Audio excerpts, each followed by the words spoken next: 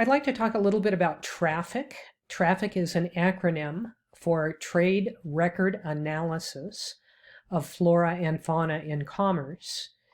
And the mission is to ensure that trade in wild plants and animals is not a threat to the conservation of nature. And so their mission is to preserve biodiversity. TRAFFIC is a joint program of the World Wildlife Fund and the International Union of the Conservation of Nature. It's a non-governmental organization that focuses solely on international wildlife trade.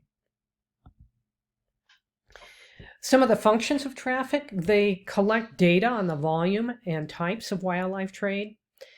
And a big function is to promote public awareness. They alert tropical fish buyers if fishes are coming from coral reefs. They attempt to slow the souvenir and gift trade in endangered species. And they attempt to educate people about endangered species. They also work to uncover smuggling rings. I'm going to go to their website.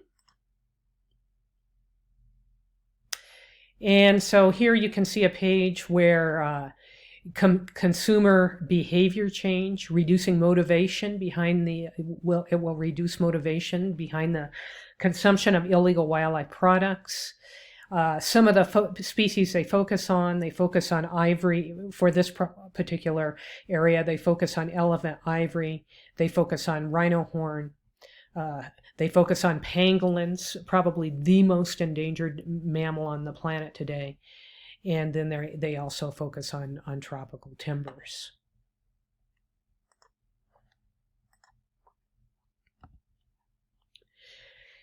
And so again, on their public awareness campaigns, up here in the upper, on the top left, you can see a billboard in India trying to raise awareness about tiger conservation. And then on the right, an information panel in an airport in Thailand, trying to educate people in the airport about illegal wildlife trade. Here you can see tiger skin and tiger bones. There's great demand in Asia for tiger bone because it's used in traditional Chinese medicine, and then having tiger skin rugs or a tiger skin on your wall is a status symbol in places like Thailand. And so from their website, what they do, projects and approaches, they promote behavioral change, conservation technology, education and outreach. Their data is used by governments and in conventions like CITES. They support law enforcement. They monitor trade. They gather data on wildlife crime. Some of the species they work with, you've already seen, and I've already shown you African elephants for the ivory, rhinos for their horn, also Asian songbirds and hornbills, pangolins, reptile and amphibian trade, sharks and rays. And so anyway, the data that they gather provides information and assistance to help the decision-making processes at CITES.